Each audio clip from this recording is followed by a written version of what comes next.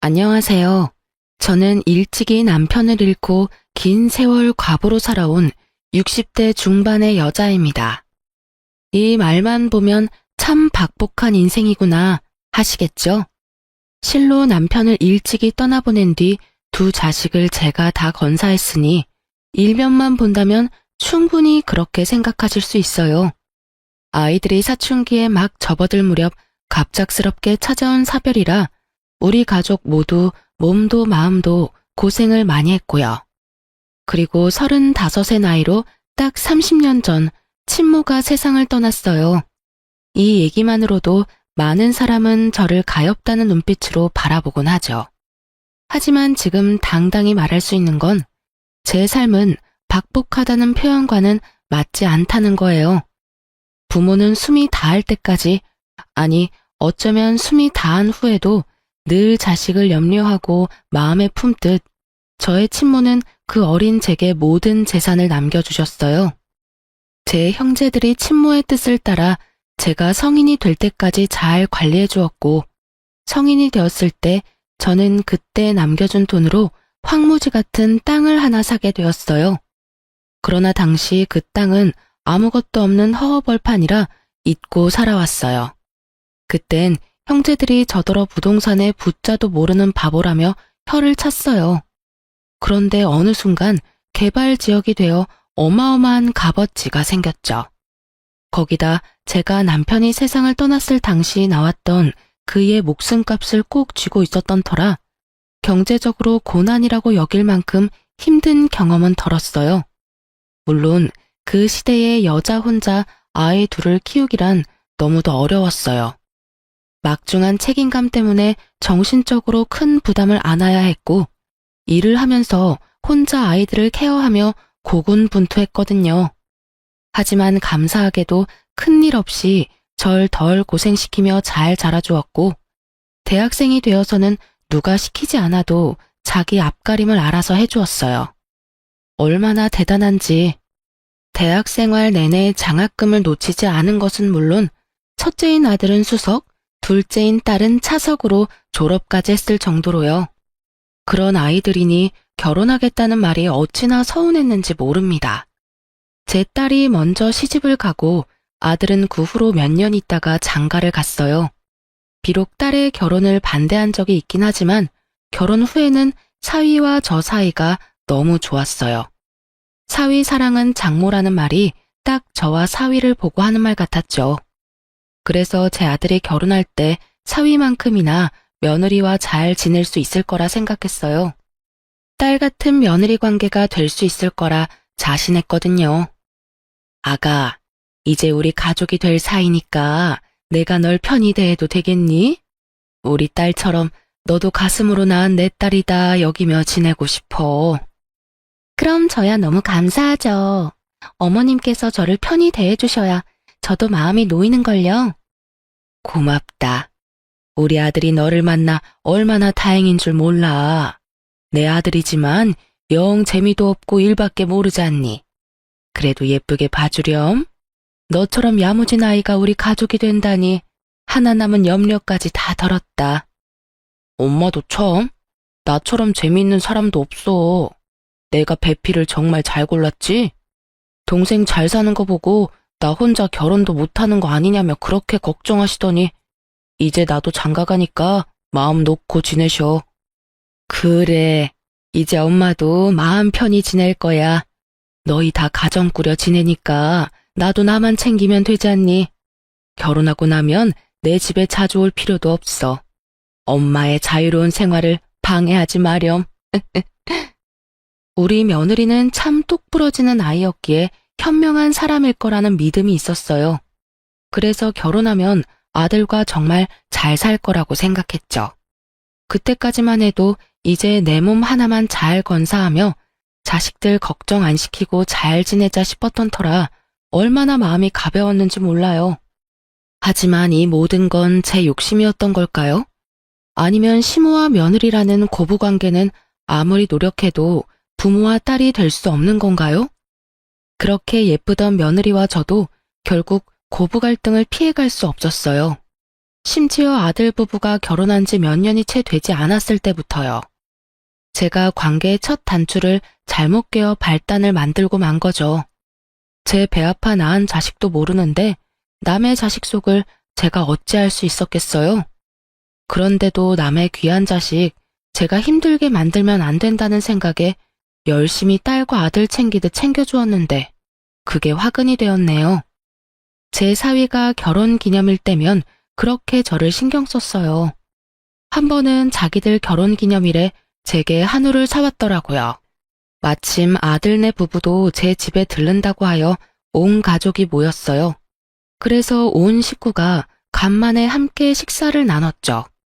저는 미리 준비해둔 딸네 부부에게 작지만 축하 선물을 전했어요. 그런데 며느리가 그게 내심 부러웠던가 보더라고요.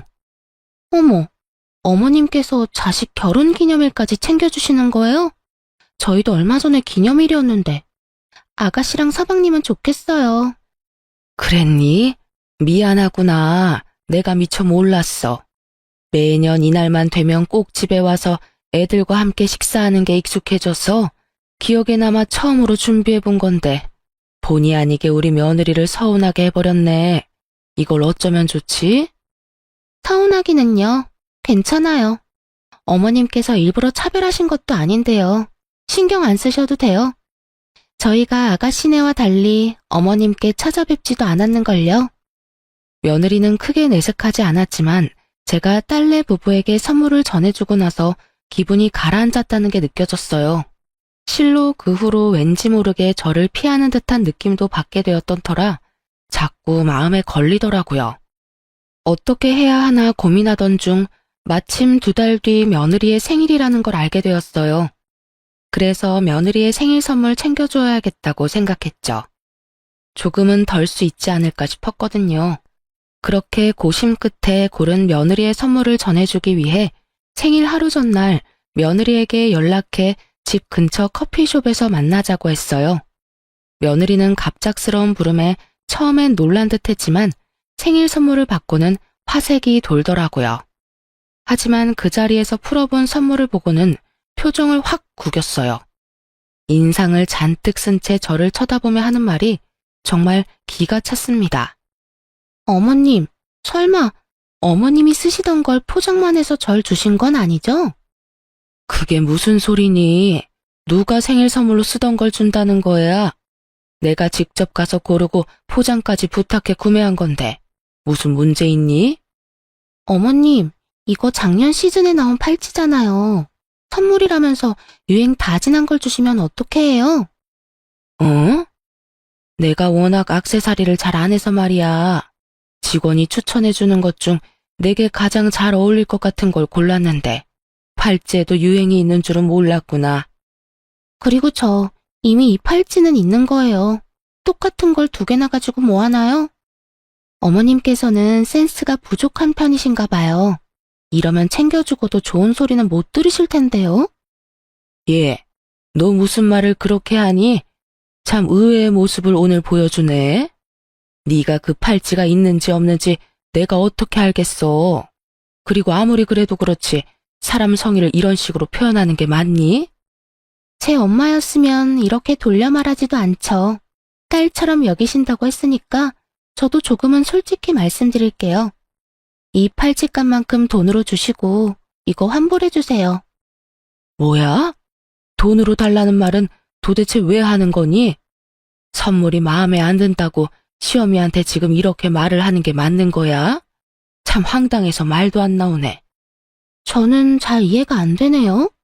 제 생일을 축하해주기 위해 주신 선물이 마음에 안 들고 어머님께서는 액세서리 보는 안목은 없는 것 같으니까 그냥 그 값만큼 돈으로 주면 제가 알아서 유용하게 쓰겠다는데 뭐가 문제인가요?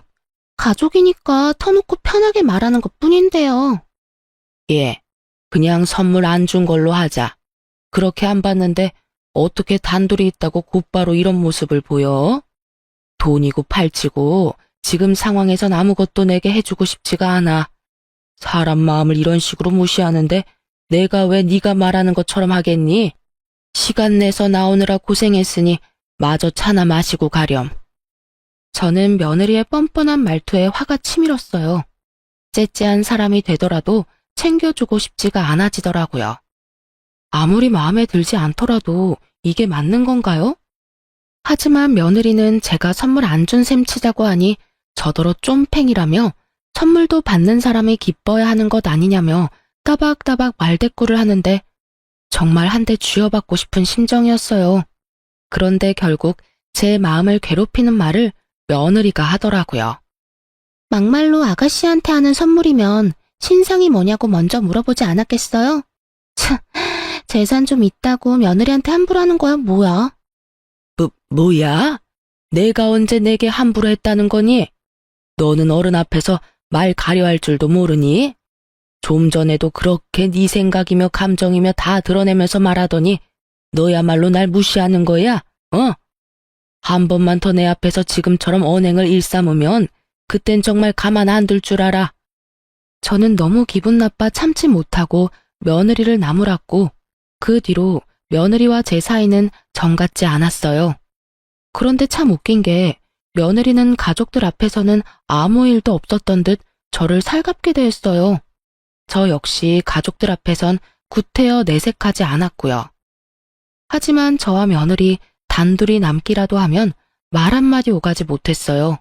아니, 제 말이라면 들은 척도 하지 않았다는 게 더 맞는 표현이겠죠. 마치 제가 없는 사람인 듯 저와 눈을 맞추지도 제 말에 대꾸도 하지 않았거든요. 그렇게 지내오기를 수개월. 어느 순간부터는 며느리가 우리 집에도 잘 오려고 하지 않았어요. 그러던 어느 날이었어요. 제가 일을 하다 다쳐서 열흘 정도 간병이 필요했던 적이 있었죠. 그때 딸이 참 고생을 많이 했고요. 딸아이가 일까지 쉬면서 제 수발을 다 들어주었거든요. 그런데 하루는 딸이 급히 회사에서 연락받아 들어가 봐야 하는 일이 생겼어요. 아들에게 부탁했지만 설상가상으로 아들이 출장이 잡혀있던 터라 지방에 가 있어서 제 간병을 해줄 수 없다는 거예요.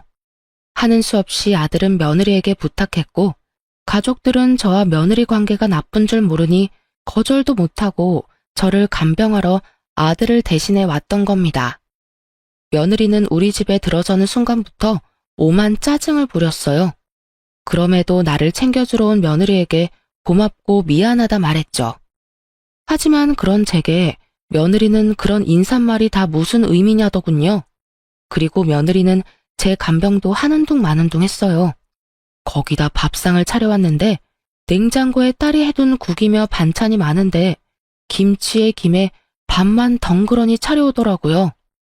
그래도 나 때문에 고생한다는 마음에 며느리에게 아무 말 하지 않았어요. 그런 저임에도 결국 며느리에게 소리치는 일이 생기고 말았네요. 제가 식사를 마치고 화장실에 가고 싶어 부축을 부탁했어요. 며느리는 인상을 딱 쓴 채 저를 부축하는데 제가 들으라는 듯 혼잣말을 하는 거예요. 간만에 쉬는 날인데 이게 무슨 시간 낭비인지 원. 돈이 없는 것도 아닌데 간병인을 쓰지. 가족들 고생은 혼자 다 시키네. 너 지금 뭐라고 했어? 지금 나더러 들으라고 귓가에 대고 그따위 말을 한 거야? 아, 왜 괜히 큰 소리 치고 그러세요. 귀청 떨어지는 줄 알았네. 제가 무슨 틀린 말을 한 것도 아닌데 왜 역정을 내고 그래요? 정말 너 못 쓰겠구나.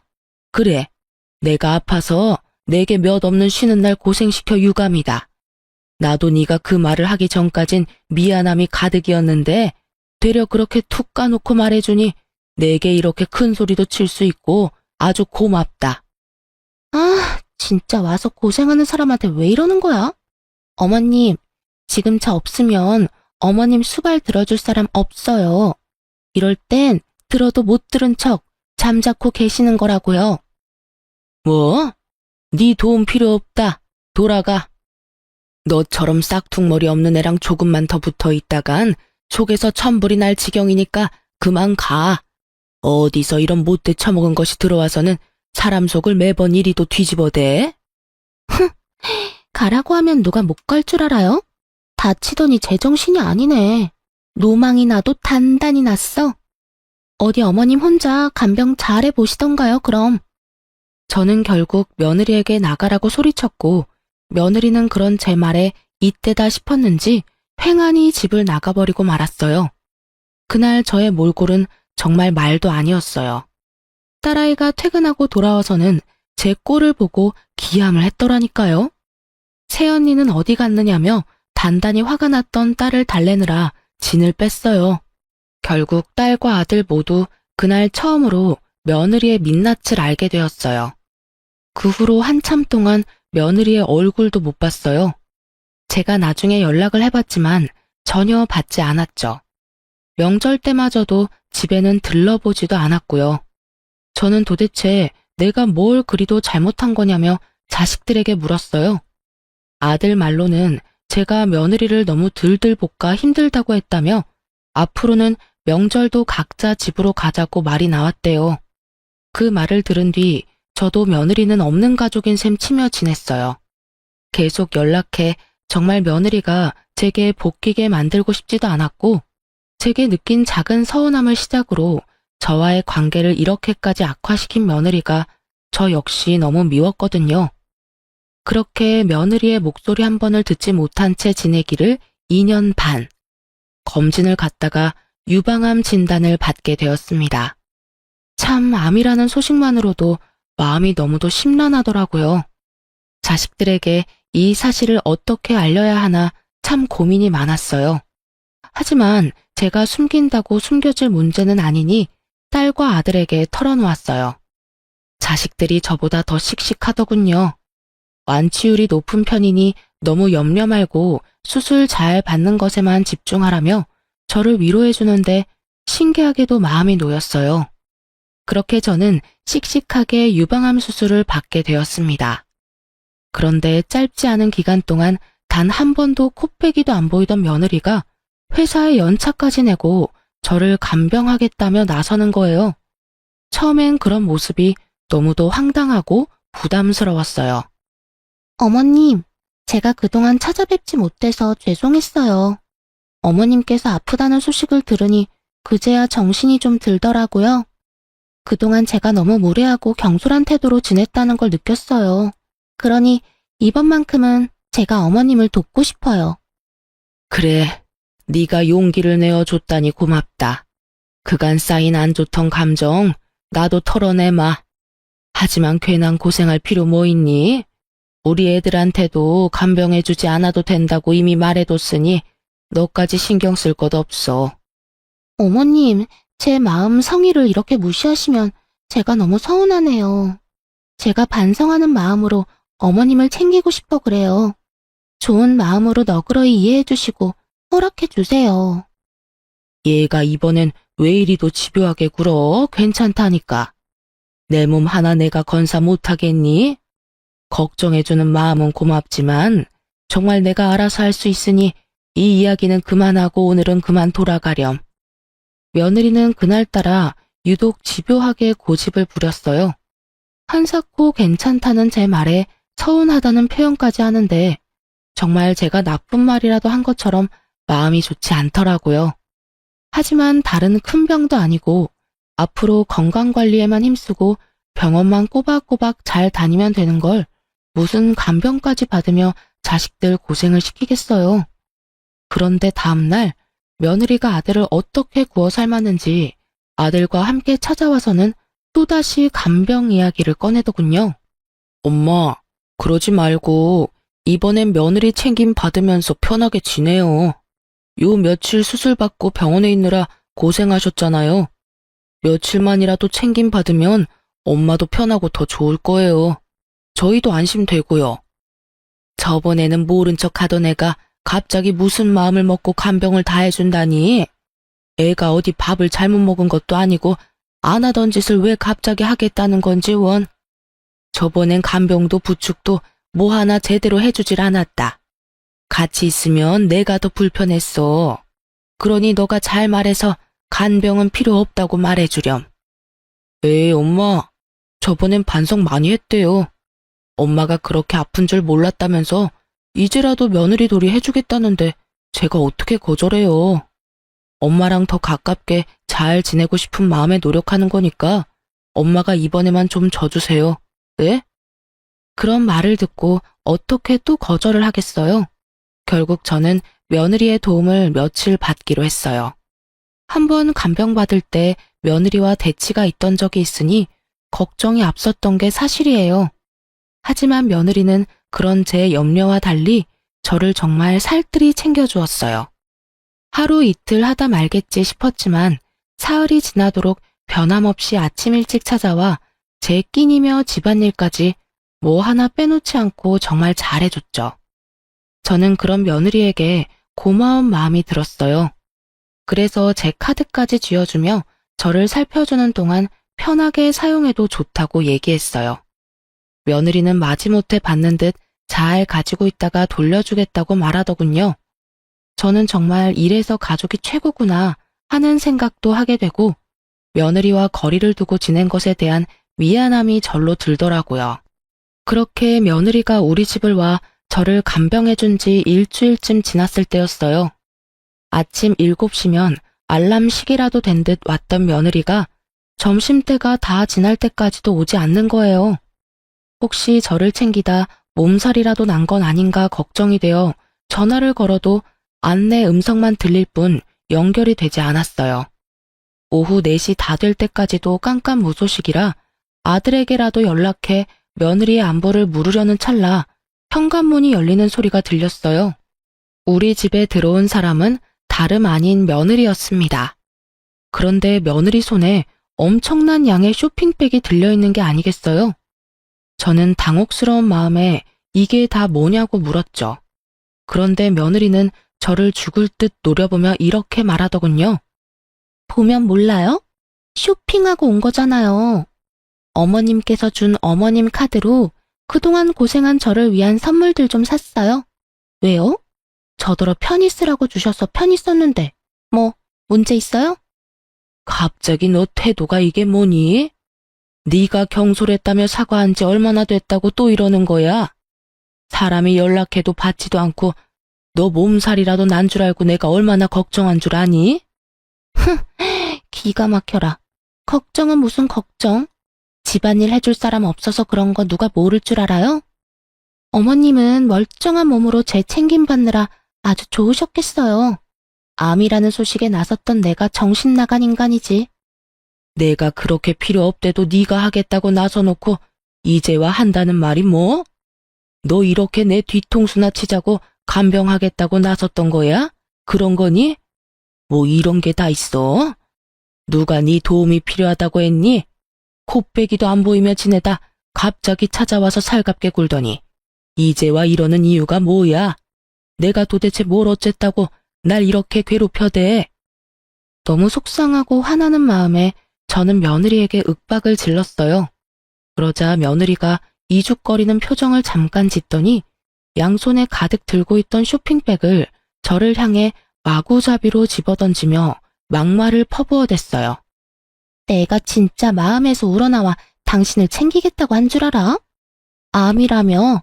암이라면서 왜 하필 걸려도 그런 하찮은 암에 걸려서 지독하게 살아대는 건데? 내가 일주일 동안 생고생을 한 이유가 뭔데? 이제 와서 뭐? 유방암? 암이라길래 투병하다 저 세상 가겠구나 하고 당신 챙기는 척 좀 하면 재산이나 많이 떼주겠거니 했더니 이건 뭐 나만 멍청한 짓 한 거지. 너 지금 뭐라고 짓거리는 거야? 설마 내가 암에 걸려 죽길 바라고 내 재산 때문에 나를 간병하겠다고 나섰다는 말인 거니? 어? 대답해봐 이 못된 거사. 그럼 그 쇼핑백은 다 뭔데? 그건 다 뭐냐고? 늙어서 이해력도 딸리는 거야? 똑같은 말을 또 읊어줘야 알아먹는 거냐고. 이 쇼핑백이 뭐긴 뭐야? 당신이 지독히도 살아서 저 세상 갈 날이 미뤄졌으니 재산 받을 일도 없을 거 아냐. 그러니까 이렇게라도 회포 풀고 당신 돈이라도 펑펑 써대면서 보상이라도 받아야 할 것 아냐. 그날 저는 처음으로 며느리의 머리채를 잡으며 고함을 질렀습니다. 며느리도 제 머리채를 잡았고 몸싸움을 벌이면서도 며느리의 고성은 끊이질 않았어요. 제게 죽으라고 고사까지 지냈는데 이렇게 수술 한 번으로 멀쩡해지는 법이 어디 있냐고 소리치는데 그 말을 듣는 순간 등골이 서늘해지더군요. 저는 그게 다 무슨 말이냐고 따져 물었고, 며느리는 정신 나간 사람처럼 웃어대며 말하는데 섬뜩하기까지 했어요. 내가 당신이 암이라는 소식을 듣게 된 날부터 그렇게 당신이 죽기를 고대하고 있었다고. 당신이 가지고 있는 재산을 다 내 걸로 만들 계획을 세웠다는 말이지. 당신이 이렇게 멀쩡한 탓에 다 물거품이 되어버렸고 말이야. 이 정신 나간 것이 네가 그러고도 사람이야? 사람이냐고? 이 소름 끼치는 거사. 어떻게 사람의 죽음을, 그것도 가족의 죽음을 기다릴 수 있어? 당신이 암이라는 사실을 당신 아들이 뭐 그리 중대한 문제라도 되는 것처럼 말을 해서 이 사단이 난 거 아니야. 고치기 힘든 암이라도 걸린 줄 알고 얼마나 많은 계획을 세웠는데.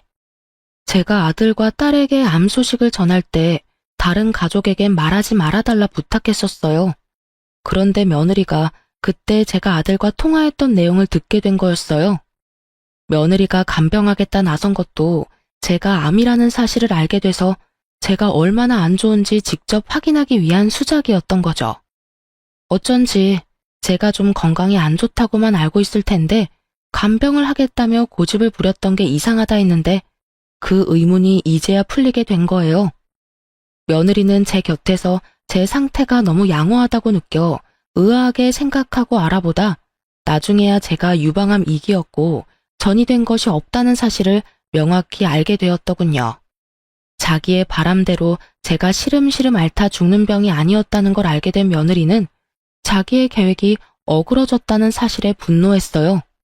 그래서 이런 상황까지 치닫게 된 거더라고요. 며느리는 제 재산을 못 받는다면 카드를 쥐어준 이 기회에 제 돈이라도 흥청망청 쓰겠다는 심보로 백화점까지 가서 제 카드를 마구 사용했던 겁니다. 저는 이 모든 사실을 알고 며느리에게 사람도 아니라며 난리를 쳤어요. 그런데 며느리도 질세라 제게 또다시 고함을 쳐대며 되바라지게 굴었어요. 너 같은 건 사람도 아니야. 알아? 어디서 이런 몹쓸 것이 우리 집안에 굴러들어왔어? 도대체 뭘 어떻게 하면 그런 저급한 생각을 할 수 있느냔 말이야. 건강이 아주 좋아 힘이 남아 도나 보네. 얼마나 정정하면 놓친 내가 이렇게 팔팔하게 귀청 떨어지게 소리를 질러대. 암이라는 것도 사실 자식들 속 뒤집으려고 수작질 부린 거 아니야? 이게 수술까지 받은 사람의 컨디션이 맞느냐고. 진정한 악질은 내가 아닌 당신이야. 너 원래 이런 아이였던 거니? 결혼 전 내가 알던 너라는 아이는 다 거짓인 거야? 어떻게 사람의 목숨을 가지고 그런 생각까지 해? 도대체 어떻게 하면 그런 말도 안 되는 소리를 아무렇지 않게 할 수 있느냔 말이야? 당신의 돈이 날 이렇게 만든 거야. 그게 아니라면 어떻게 내가 이럴 수 있겠어? 안 그래? 나를 잠재우고 싶어? 예전의 나를 원해? 그렇다면 당신 재산 나한테 상속해. 그럼 당신이 원하는 가면 다시 써줄게. 그것도 평생. 이날 저는 며느리의 본 모습을 온 가족에게 알려야겠다고 생각했어요. 정확히 말하면 제게만 이러는 며느리의 태도와 이런 불순한 마음을 가진 사람이라는 사실을 숨길 수 없었어요. 그래서 저는 무작정 핸드폰을 집어들어 아들에게 연락하려 했어요. 그런데 이 과정도 호락호락하진 않았습니다. 며느리가 살기 가득한 눈을 하고서 제가 원하는 대로 되게 할 줄 아냐며 달려들었어요. 제가 자식들에게 연락을 못하게 하려고 안달이 나서는 제 핸드폰까지 빼앗아 집어던지는 행동까지 하면서 말이에요. 며느리가 집어던진 제 핸드폰은 거울로 향해 날아갔고 거울이 깨지면서 파편이 사방에 튀고 난리도 아니었어요.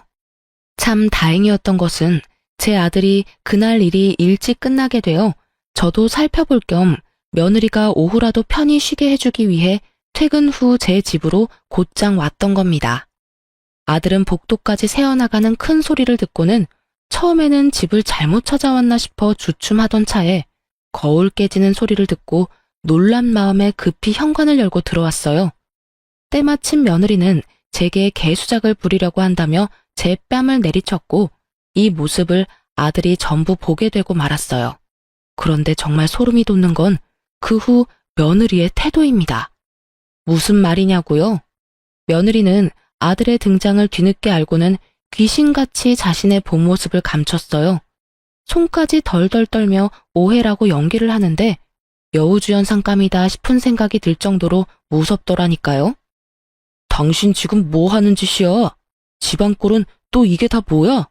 당신 엄마한테 무슨 짓을 한 거냐고. 자기야, 지금 당신이 본 모습은 오해야. 내가 어머님께 무슨 짓을 한 게 아니야. 믿어줘. 정말이야. 지금 그 말을 나더러 믿으라고? 네가 우리 엄마 얼굴에 손대는 모습을 내 눈으로 봤는데 장난해? 그럴 만한 이유가 있었어. 내가 오늘 어머님께 말씀드리고 좀 늦게 왔는데 그게 마음에 안 드셨는지 핸드폰까지 집어던지면서 화를 내시더니 자기가 웃음냐면서 내 머리채까지 잡고는 분노하셨어. 그러더니 갑자기 자기 뺨을 때리라며 무섭게 윽박 지르셨어. 그래서 하는 수 없이 어머님이 시키는 대로 했을 뿐이야. 정말이야. 지금 장난해? 그 말을 믿으라고 하는 말이야? 우리 엄마가 정신이 어떻게 되지 않고서야 당신한테 그럴 리가 없잖아. 정말이야. 내게만 유독 이러시니 그동안도 시댁에 거름하지 않았던 거란 말이야. 어머님, 제가 죄송해요. 내일부턴 늦지 않을게요. 저는 어머님이랑 가족들에게 선물을 주고 싶은 마음에 늦을 것 같다고 말씀드리고 다녀왔을 뿐인데 이렇게 어머님께서 화내실 줄은 꿈에도 몰랐어요. 저는 그런 며느리의 모습에 다리에 힘이 풀려 그대로 바닥에 주저앉고 말았어요. 이리도 무서운 사람인 걸 알지 못했던 과거가 이런 상황까지 와버린 현재가 너무 싫더라고요. 아들은 그런 제 모습에 한 걸음에 달려와 저를 부축했어요. 저는 크게 심호흡을 한 뒤 며느리에게 한 발 가까이 다가가 그대로 며느리의 뺨을 내리쳤습니다. 며느리는 사시나무 떨듯 겁에 질린 표정을 하며 자기의 뺨을 감싸더군요. 저는 그런 며느리의 모습을 무시한 채 아들에게 말했어요. 아들, 잘 왔어. 이제 나도 마음이 편하네. 가서 홈카메라 확인해 보렴. 며느리의 말이 맞는지 네가 직접 확인하는 게 좋겠어. 홈카메라라니요? 그런 게 이 집에 있을 리 없잖아요. 무슨 그런 말도 안 되는... 왜 없다고 생각하니? 2년 넘게 우리 집에 올 일이 없으니 네가 몰랐을 뿐이야. 네 본 모습이 얼마나 잘 담겼는지 나도 궁금하네. 요즘 세상이 참 좋아. 그렇지? 사실 제가 수술받은 직후 자식들에게 간병 부탁을 하고 싶지 않아 상의한 끝에 며칠만이라도 간병인을 쓰자는 이야기가 나왔어요. 그런데 우리 애들이 불안한 마음을 표현하길래 자식들을 안심시키기 위해 설치해 두었던 거예요. 며느리는 우리 집에 홈카메라가 있다는 것을 알고는 얼굴에 핏기가 다 마른 듯 사색이 되었습니다. 아들은 곧장 안방에 설치된 홈카메라를 확인했어요. 며느리가 내게 했던 언행이 모두 탄로났고 아들은 며느리를 쥐잡듯 잡으며 당장 이혼소장을 날리겠다고 난리를 쳐댔습니다. 하지만 며느리는 끝까지 다 오해라며 제가 하지 않은 잘못들까지 만들어가며 계속 거짓말을 해대더군요.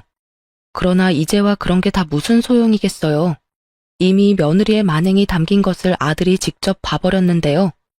며느리는 아들의 바지가랑이까지 붙들며 아니라는 말만 되풀이하며 포효했어요. 결국 본 모습을 제 아들에게 보이고만 며느리는 내쫓긴 건 물론 이혼 소송까지 당했어요. 그런데 왜 며느리가 이렇게까지 아들에게 목을 맸는지 아시나요? 실은 우리 아들은 돈에 관해서는 머리가 빨리 돌아가거든요. 그래서 일적으로 번 돈을 어마어마하게 불린 자산가예요. 며느리는 그런 우리 아들의 능력과 돈을 사랑했던 거죠. 나중에야 아들을 통해 알게 된 사실 중 하나가 있는데 바로 며느리가 물욕이 어마어마했다는 거였어요. 며느리는 시댁에 왕래하지 않는 동안에 자기가 버는 돈은 자신을 치장하는 데 전부 쓰고 생활하는 건 전부 제 아들의 돈으로 지냈더라고요. 아들은 그런 상황에서도 한 번도 며느리를 탓하지 않고 참으며 지냈던 거였어요. 그런데 저를 대하는 태도를 알게 된 것과 저의 죽음에 대해 가벼이 여긴 것, 그리고 복수심을 느끼며 제 돈으로 그것을 풀었던 점까지 이 모든 걸 알고는 더 이상 참으면서까지 부부의 연을 이어갈 가치가 없었던 거예요. 거기다 며느리의 만행은 이혼 소송에서 아들이 유리하게 작용하는 발판이 되어 주었어요. 며느리는 그렇게 땡전 한 푼 받지 못했을 뿐 아니라 어마어마한 위자료까지 아들에게 줘야 했습니다. 그런데 이 정신 나간 것이 이혼 후에 그리도 아들을 찾아와서는 돈이 없어 위자료를 못 준다고 진상을 부렸어요. 재산 한 푼 못 받은 것도 억울한데 무슨 위자료냐며 돈도 많으면서 욕심내지 말고 위자료는 받은 셈 치라고요. 아들이 이혼 후 제 집에 들어와 함께 지냈는데 저희 집까지 찾아와서는 아들을 그렇게 볶아대더라고요. 그렇게 지낸 지 두어 달쯤 됐을까요? 또 찾아와 복도에서 며느리와 아들이 한참을 실랑이하기에 더는 참지 못하고 제가 현관문을 열고 나가 이전 며느리의 얼굴을 내리치며 소리쳤어요. 위자료 줄 돈이 없어? 네가 내 아들과 살면서 사댄 명품들만 팔아도 돈 몇 천 구하는 건 일도 아니라는 거 여기서 모르는 사람이 어디 있다고 뻔뻔하게 수작을 부려? 이혼한 마당에 이제 내 시모도 아니면서 참견질하지 마요. 우리 일이니까 빠지라고요. 명품을 팔든 말든 다 내 마음이야. 당신이 뭔데 나한테 이래라 저래라야? 당신만 아니었어도 여전히 내 삶은 내가 원하는 대로 굴러갔을 거야. 이게 다 당신 때문이란 말이야. 당신 그만 안 해? 이런 상황까지 온 건 다 당신 때문이야. 당신의 모든 게 이렇게 만든 거라고. 그러니 탓을 하려거든 너를 탓해. 그게 무슨 소리야? 당신 엄마만 아니었어도 당신이 내 모습을 알게 됐을 리 없잖아. 그러면 당신은 아무것도 모른 채로 지금껏 결혼 생활을 유지해왔을 텐데 그게 어떻게 나 때문이야? 넌 지겹지도 않니? 제발 우리 좀 그만 괴롭혀. 네가 누굴 탓하든 그건 네 자유지만 돈돈거리며 찾아오는 짓 그만 집어치워. 내 아들 덕에 사모은 명품들이 뭐라고 지금껏 정신 못 차리고 욕심만 부려대. 이전 며느리는 날 노려보며 말하는 것도 모자라 다 나 때문에 이런 사달이 났다며 한 번만 더 이래라 저래라 하면 가만두지 않겠다면서 눈이 뒤집혀서는 고성을 질러댔어요. 아들은 그런 이전 며느리에게 위자료 줄 돈 없다고 한 번만 더 잡아떼며 찾아오면 또다시 법정에서 마주할 줄 알라며 한 푼어치도 다 받아낼 테니 그런 줄 알라고 딱 잘랐어요.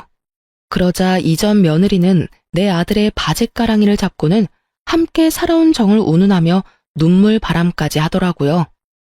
우리 안 좋게 이혼은 했어도 그간 함께 살아온 정을 생각해서라도 나 좀 봐줘. 우리한테 안 좋은 날만 있던 게 아니잖아. 분명 좋은 추억도 많고 나 많이 사랑했잖아. 그러니까 제발 이렇게 끝까지 날 공지로 몰지는 말아줘. 응? 그래, 내가 너랑 함께 지내온 시간을 생각하면 피가 거꾸로 솟는 기분이야. 이리도 뻔뻔하고 악질 중에 악질인 여자를 멍청하게 이해하며 살아온 내 시간들을 전부 되돌리고 싶어 미치겠다고. 그러니 더는 내 속 긁지 마. 알겠어? 어떻게 그런 말을 할 수 있어? 그래도 사랑했던 여자한테 어떻게 그런 모진 말을 해. 위약금만 받은 셈 쳐주면 찾아오지 않는다고 했잖아. 돈도 많으면서 그게 그렇게 어려운 거야?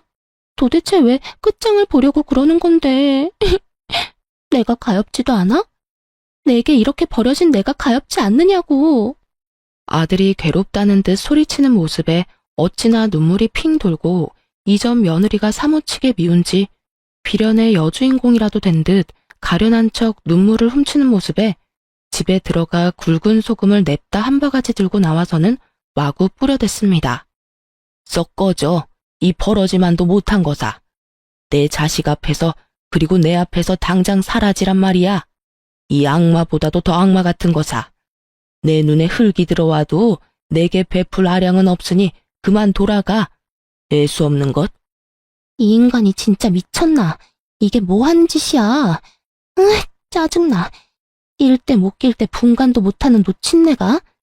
진짜 똥이 더러워서 피하지 무서워서 피하나? 간다 가. 한 사람 인생을 이따위로 망쳐놓고 당신은 떵떵거리며 잘 살 것 같아?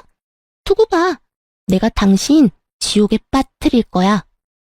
결국 이전 며느리는 제가 뿌려댄 굵은 소금을 왕창 맞고 제게 악담을 퍼부은 뒤 제 발밑에 침까지 뱉고는 돌아갔어요. 그리고 얼마 후 이전 며느리는 아들에게 위자료를 보냈더라고요. 그렇게 악연이 끝났다고 마음을 놓고 지낼 때 이전 며느리는 또 우리 집에 찾아왔어요. 그런데 이번은 아들의 바짓가랑이가 아닌 제 바짓가랑이를 잡는 일이 생겼습니다. 알고 보니 며느리는 제 말처럼 위자료를 자기가 가지고 있던 명품을 팔아 마련해서 주었던 거였어요. 그러나 그 후에 이전 며느리는 생활고에 시달리게 된 거예요. 그런데 그 생활고가 참 말도 안 되게 생겼더군요. 이전 며느리는 명품 사재기를 끊지 못했고 아들과 부부였을 때 가진 물욕을 버리지 못한 채 자기가 버는 돈으로 명품을 사대는 바람에 카드 빚이 어마어마하게 불어나고 말았던 거죠. 그렇게 위자료를 준 지 석 달 만에 제게 찾아와서는 아들과 재결합을 할 수 있도록 힘 좀 써달라며 애원을 해댔어요. 어머님, 제가 경제적으로 힘들어 보니까 이제야 제가 얼마나 행복한 결혼 생활을 했던 건지 알겠어요. 제발 민석 씨와 재결합할 수 있도록 힘 좀 써주세요. 그게 무슨 말도 안 되는 소리야. 네가 그동안 했던 모든 걸 알고도 너를 어떻게 다시 가족으로 받아들이니? 우리 가족이 우습니? 나랑 내 아들이 우스워? 우습다뇨. 전혀 그런 거 아니에요. 어머님, 저 정말 진심으로 깨우친 게 많아요. 제가 어머님께 했던 언행 모두 이렇게 싹싹 빌며 사죄드릴게요. 재결합하도록 도와주시면 다시는 어머님께 그런 모습 보이지 않을 거예요. 맹세할게요. 완벽한 며느리 그리고 아내가 될게요. 그러니까 제발 저를 용서해 주시고 민석 씨한테 말 좀 잘해주세요. 네? 예, 제발 이런 말도 안 되는 소리 하러 자꾸 찾아오지 마. 이 집에 너 반기는 사람 누가 있다고 이리도 와서 사람 골머리를 썩히는 거니? 네 생활고는 네 그 씀씀이 줄이고 갚아가면 되잖니. 네가 어떻게든 메꾸고 네 인생 네가 잘 가꿔가며 살아. 우리 집안과 너는 이제 정말 끝났잖아. 과거에 집착하면 할수록 너도 힘들어지는 거야. 알겠니? 가르치려 들지 마시고 전 남편이랑 재결합하는 것만 힘써줘요. 제가 이 나이에 가르침을 받을 필요는 없잖아요.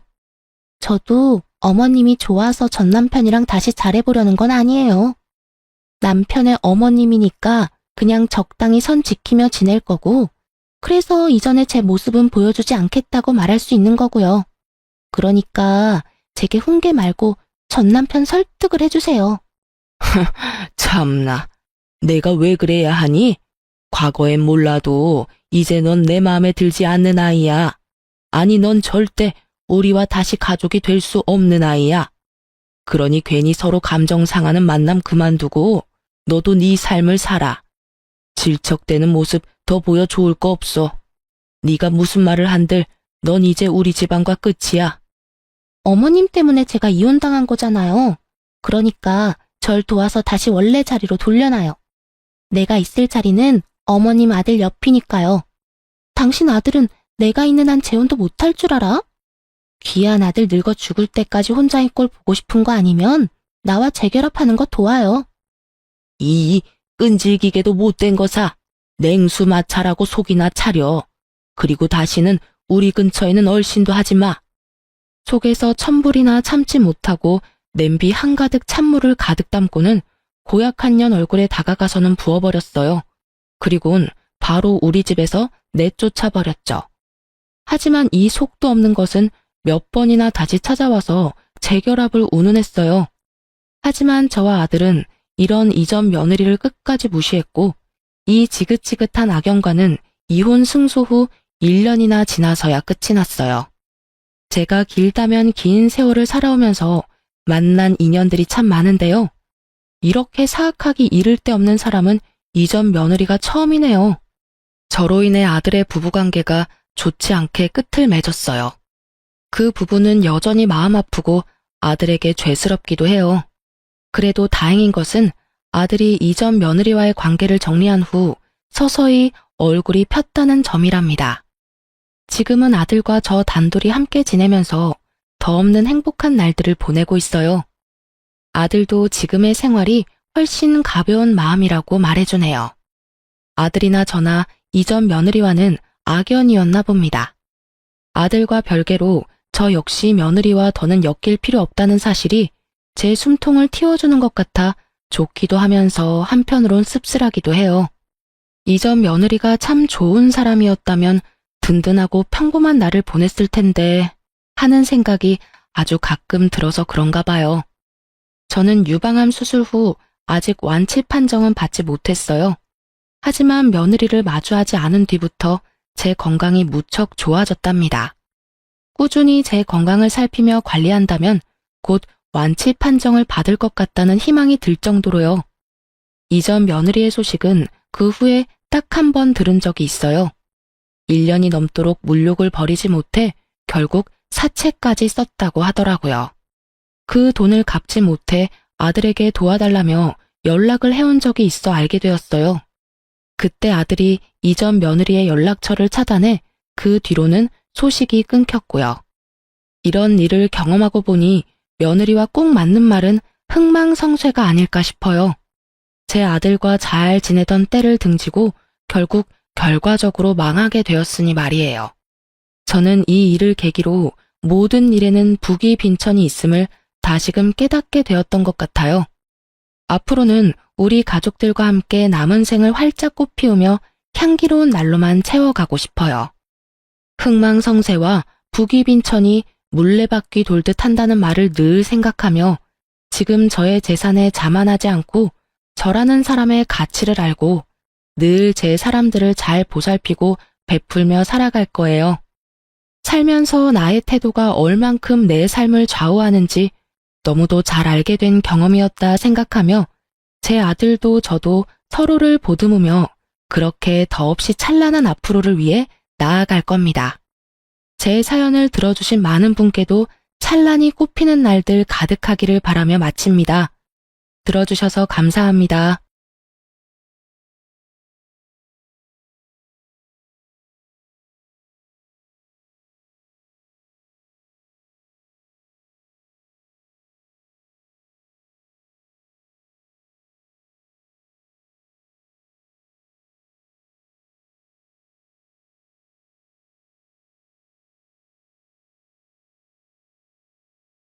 안녕하세요.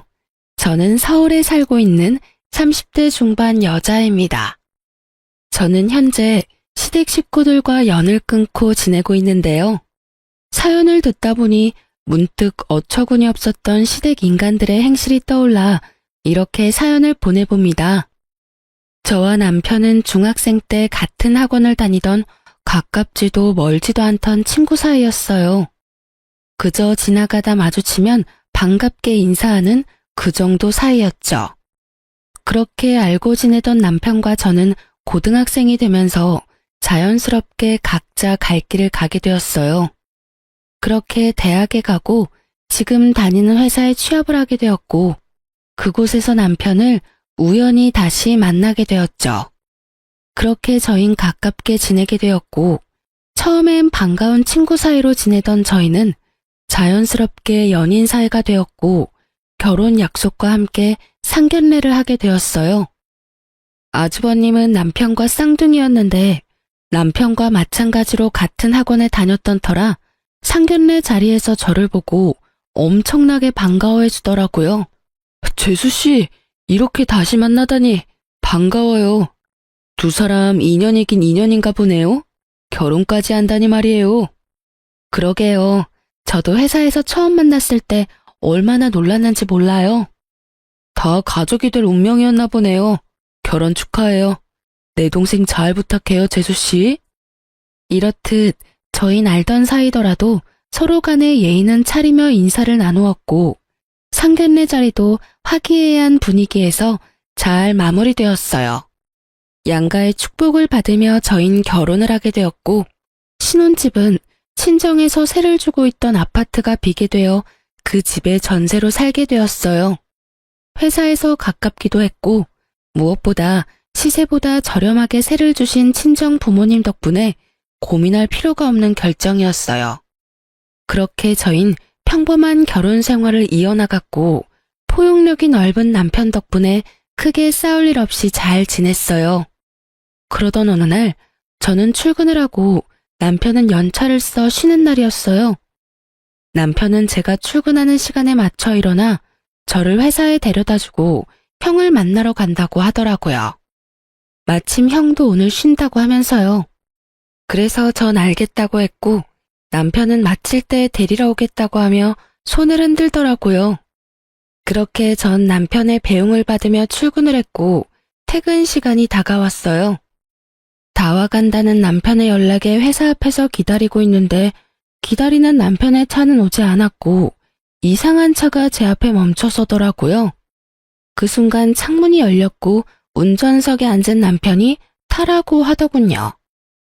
의아했지만 별 생각 없이 전 차에 몸을 실었고 차에 타자마자 남편에게 물어보았어요.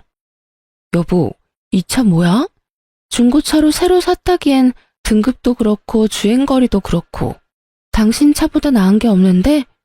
설마 제 값 주고 산 건 아니지? 그게 오늘 형 만난다고 했잖아. 거의 반 강제로 바꿨어. 형 차랑. 이거 형 차야. 뭐? 왜? 몰라. 바꿔달라고 계속 그러잖아. 처음엔 안 된다고 했는데 계속 내 차가 갖고 싶다고 하루 종일 귀찮게 하더라고. 그래서 그냥 바꿔버렸어. 황당하더군요. 남편 차도 그리 좋은 차는 아니었는데 그것마저 탐내며 바꿔가다니 그렇게 안 봤는데 참 어처구니가 없었어요. 시숙도 시숙이지만 남편도 어이없기는 같았어요. 아무리 자기가 총각 때부터 가지고 있던 차라고는 하지만 그래도 이런 일은 상의 정도는 해야 하는 것이 맞는다고 생각했기에 남편에게 단호하게 한마디 했어요. 당신이 지금 웃을 때가 아니야. 일단 차는 이미 바꿨다고 하니까 그냥 넘어가는데 앞으로는 이런 일이 있으면 나랑 상의 정도는 해줘. 나 정말 지금 어이가 없어지려고 그래. 아무리 동생 차가 탐난다고 해도 그걸 정말로 바꾸자는 형이나 바꾸자고 한다고 바꿔버리는 동생이나 나 황당해 진짜. 그런가? 난 워낙 어릴 때부터 이러고 살아서 그런 생각도 못했네. 먹는 것도 그렇고 입는 것도 그렇고 좋은 거는 다 형이 먼저였거든. 그래요. 남편은 이 상황에 대한 자각 자체가 없더라고요. 3분 빨리 태어난 것도 형이라고 남편은 어릴 때부터 집안의 분위기에 휩쓸려 시숙을 머리 위에 이고 산 듯했어요. 이미 등록비까지 다 내고 명의까지 바꿔버린 차이기도 했고 곧 임신 준비도 할 예정이라 차를 한 대 더 살 예정이었던 터라 그냥 넘어가기로 했습니다. 대신 전 남편에게 정신교육을 하기 시작했어요. 여보, 당신 걸 아주버님한테 다 양보하는 건 당연하지가 않은 일이야. 그게 설사 아주버님이 가지고 싶어 한다고 해도 말이야. 아주 극단적인 예로 만약에 아주버님이 내가 갖고 싶으니까 날 달라고 하면 줄 거야? 미쳤어? 당신을 어떻게 줘? 내 마누라인데. 좋았어. 앞으로 그런 마인드로 살아. 이기적으로 살라는 말은 아닌데 내 것은 내 것, 네 건 네 것이라는 생각을 좀 하란 말이야. 왜 당신도 가지고 싶고 당신도 어렵게 가진 걸 아주버님한테 양보를 해? 그건 아니야. 아무리 형제라도 말이야. 알겠어. 앞으로는 다신 이런 일 없도록 할게. 당신이랑 꼭 상의도 하고. 남편은 호언장담해 주었고 저는 남편을 믿어보기로 했어요. 그렇게 저인 시숙의 차는 만일에 대비해 팔지 않고 두기로 했고 조금 더 앞당겨 새 차를 뽑아 함께 타고 다니기 시작했죠. 그러던 어느 날 시부의 생신이 다가왔고 남편과 저는 퇴근 후 바로 약속 장소로 가게 되었어요. 그때까진 시댁과 얼굴 붉히는 일 한 번 없이 잘 지내고 있었던 터라 기쁜 마음으로 시댁 식구들이 모인 곳으로 걸어가고 있었어요. 그런 저희를 아주버님도 발견했는지 손을 흔들더니 저희가 의자에 앉기도 전에 말을 걸어오더라고요. 야, 너 차 바꿨냐? 좋던데? 정확히는 차 이야기였지만요. 도대체 언제 본 것인지 이때부터 시작된 차 이야기는 끊기지 않더군요. 언제 샀어? 나랑 차 바꾼 지 얼마나 됐다고. 그새 저렇게 좋은 차도 다 사고. 능력 좋다. 능력 좋기는 문짝만 우리 거고 다 대출이지 뭐. 우리 이제 임신 계획도 세우고 있고 원래 바꿀까 생각도 하고 있던 터라 그냥 앞당겨서 샀어. 이제 아기 생기고 출산하게 되면 이 사람하고 아기하고 타고 다녀야 하니까. 부담되더라도 안전하고 좋은 차로 산 거고. 이렇게 말한 남편은 더는 차 이야기가 하고 싶지 않다는 듯 티가 나게 시부에게 말을 걸며 말을 돌려버렸지만 시숙은 그런 남편에게 끈질기게 차에 대해서 물어보더라고요. 어찌나 캐묻는 것인지 남들이 보면 남편에게 차를 사러 온 손님이라 착각까지 하겠더군요. 남편은 끊임없는 시숙의 물음에 대답하느라 밥은 먹는 둥 마는 둥 했고 전 그런 남편이 신경 쓰여 가만 있을 수가 없더라고요. 사실 시숙의 차 이야기가 거슬리기도 했고요. 아주버님, 차 이야기는 이제 그만하시고 식사하세요. 음식 다 식겠어요. 당신도 얼른 먹어. 아까 회사에서부터 배고프다고 했잖아. 제 말에 시숙은 합주기가 되었고 시모는 사랑하는 장난말을 막은 저의 태도가 마음에 들지 않는지 연신 헛기침하더라고요. 그것도 저를 노려보다시피 하면서요. 시댁 식구들의 분위기를 보아하니 그간 남편이 어떻게 지냈는지 대충 알겠더라고요. 미쳐 날뛰는 시숙과 그런 시숙이라면 뭐든 다 잘한다 했을 시부 시모, 그리고 그 사이에서 뭐든 다 양보하며 살아온 남편까지.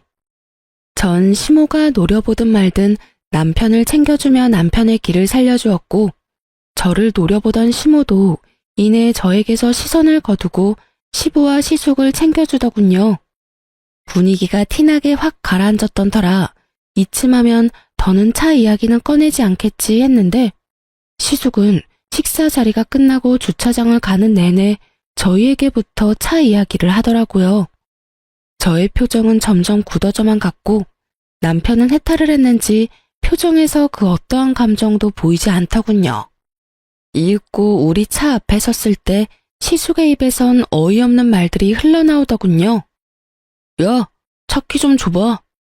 차 키는 왜? 승차가 못던지 보게. 조심해서 탈 테니까 얼른 차 키 줘봐. 전 제 두기를 의심했어요. 차 키를 맡겨둔 것도 아니고 어쩜 저렇게도 당당하게 차 키를 달라고 하는 것인지 도무지 이해가 되지 않더라고요. 시숙도 시숙이었지만 더 어이없는 건 시부 시모였어요. 시숙이 차 키를 달라고 하니 말리기는커녕 고개까지 끄덕이며 남편에게 차 키를 내놓으라고 하는데 헛웃음이 나려고 하더군요. 전 혹시나 남편이 바보같이 차 키라도 주면 어떻게 해야 하나 싶어 남편을 보았고 남편은 여전히 감정이라고는 없는 표정으로 말했습니다. 보험 때문에 안 돼. 이 차는 이 사람하고 나하고만 운전할 수 있다고. 그러면 먼저 가볼게. 나 피곤해서 얼른 가서 쉬어야겠어. 이렇게 말한 남편은 저를 후다닥 조수석에 태우더니 누가 막을 새도 없이 운전을 해서 그 자리를 빠져나와 버렸습니다. 그렇게 집으로 돌아온 남편은 밝게 웃으며 이렇게 말하더군요. 여보. 당신 말대로 했더니 속이 다 후련한 거 있지?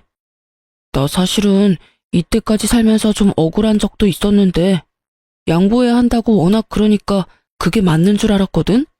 그런데 아니었나 봐. 속이 막 후련한 거 보니까. 사람 고쳐 쓰는 거 아니라고 했는데 이날 남편의 모습은 개선의 의지가 보였고 충분히 고쳐 쓸 수 있을 것 같더라고요. 그 믿음에 확신을 주게 된 계기는 생각보다 빨리 찾아오더군요. 시부 생신 이후 저의 태도에 큰 불만을 가지게 된 시모는 저에게 틈만 나면 연락하며 괴롭히기 시작하더라고요. 예, 어머님, 무슨 일이세요? 넌 무슨 말을 그렇게 하니? 꼭 무슨 일이 있어야지만 전화를 하니? 아니요, 그게 아니라 혹시나 무슨 일이 있나 싶어서요. 아무 일도 없다. 네가 생전 나한테 먼저 전화하는 일이 없으니 나라도 먼저 해야 하지 않겠니? 이렇게라도 하지 않으면 며느리 목소리도 있겠어. 어제도 그제도 저에게 전화해 30분이 넘는 시간 동안 잔소리를 한 것은 기억도 나지 않는 것인지 이런 식으로 말도 안 되는 트집을 잡아대기 시작하는데 미칠 지경이더라고요. 이 고난은 또 어떻게 헤쳐나가야 하나 고민이 깊어지던 어느 날, 남편과 회사에서 이야기를 나누고 있는데 또 시모에게서 전화가 왔고 저의 표정은 점점 굳어져만 갔어요. 그 순간 남편은 묻지도 따지지도 않고 제 휴대전화를 가지고 가더니 전화를 대신 받더군요. 엄마, 집사람 회의 들어갔어. 무슨 일 있어? 아, 그냥 했다고? 난 또 회사 있을 시간인 거 엄마도 뻔히 알 건데 전화 오길래 무슨 급한 일 있는가 싶어서 대신 받았더니, 엄마, 앞으론 급한 일이나 할 말 있으면 나한테 전화해. 집사람 요즘 회사에서 중요한 일 맡게 돼서 바빠. 알겠지? 그럼 끊어, 엄마. 이러고 전화를 끊어버리는데 통쾌한 건 둘째치고 얼마나 든든했나 몰라요. 이렇게까지 제 편이 되어줄 거라곤 생각도 못했는데 시댁 복은 없었어도 남편 복은 있다는 생각이 들며 참 고맙더라고요. 그렇게 시모에게선 더는 연락이 오지 않았고 평범한 하루하루를 보내고 있었어요. 그러던 어느 날 시숙의 결혼 소식이 들려오며 상견례 날짜가 정해졌다며 집으로 오라고 하더군요. 날짜 정도는 전화로 말해주면 될 텐데 굳이 집으로 오라고 하니 조금 의아한 마음도 있긴 했지만 생각해보니 얼굴 뵌 지도 오래된 것 같아 좋은 마음으로 겸사겸사 시댁으로 가기로 했어요. 남편과 저는 함께 퇴근하고 시댁으로 향했고 시댁에 도착하니 왜인지 모르게 분위기가 무겁더라고요. 원래라면 너스레를 떨며 장난을 걸어와야 하는 시숙이 조용한 것도 그렇고 묘하게 제 눈치를 살피는 시부 시모도 그렇고요. 남편은 무언가 알지 않을까 하는 마음에 남편의 눈치를 살피니 남편 역시 아무것도 모르는 눈치더라고요. 그렇게 식사는 시작되었고 밥이 입으로 들어가는 것인지 코로 들어가는 것인지 알 수 없는 그야말로 체할 것만 같은 식사 자리가 계속되고 있었어요. 도대체 무슨 이야기를 하려고 그리도 눈알들을 바삐도 움직이는지 알 순 없었지만 곤란한 부탁인 건 분명한 것 같아 전 애써 모르는 척하고 있으니 답답했던 시모가 운을 띄우기 시작하더군요. 이야기 들었지? 우리 장남이 드디어 결혼을 한다는구나. 상견례는 이번 달 마지막 주말에 하기로 했어. 그래요? 그러면 그날 시간 비워둘게요. 그나저나 좋으시겠어요, 어머님. 늘 아주버님 걱정하셨는데 이제 그 걱정은 안 하셔도 되겠네요? 그 걱정은 덜었는데 다른 걱정이 생겼지 뭐니. 어휴. 왜요? 무슨 일 있으세요? 그게 마땅한 집이 없지 뭐니. 집이 마음에 들면 돈이 없고 돈에 맞추니 집이 형편없고 그래서 요즘 고민이 깊어. 아, 그래서 다들 표정이 안 좋으셨구나. 그렇지 않아도 친구들 보니까 집 구할 때 다들 고민 많이 하더라고요. 한두 푼짜리도 아니고 급하게 생각하지 마시고 아직 시간 있으니까 천천히 알아보세요. 잘 알아보면 괜찮은 집도 꽤 있을 거예요. 그렇겠지? 그런데 너희 집은 어떠니? 살기가 괜찮니? 이때부터 무언가 이상함을 감지하기 시작했던 것 같아요. 시모하는 꼴이 꼭 시숙이 차 물어오던 꼴과 같아도 너무 똑같았으니까요.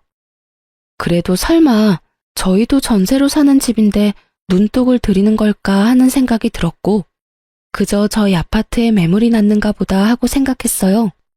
그래서 전 최대한 솔직하게 말했습니다.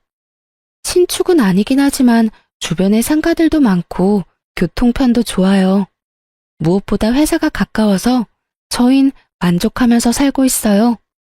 제가 이렇게 말하자 시모는 갑자기 제 손을 꽉 잡고 눈을 반짝이며 속내를 드러내기 시작하더군요. 아가, 그래서 하는 말인데 그 집 우리 장남이 좀 살면 안 되겠니? 너희가 살고 있는 그 집 우리 장남한테 좀 양보해 주렴. 네? 그게 무슨 말이세요? 말 그대로야. 너희가 사는 집 우리 장남한테 좀 주렴. 어차피 그 집 너희 친정 집이라고 했잖니.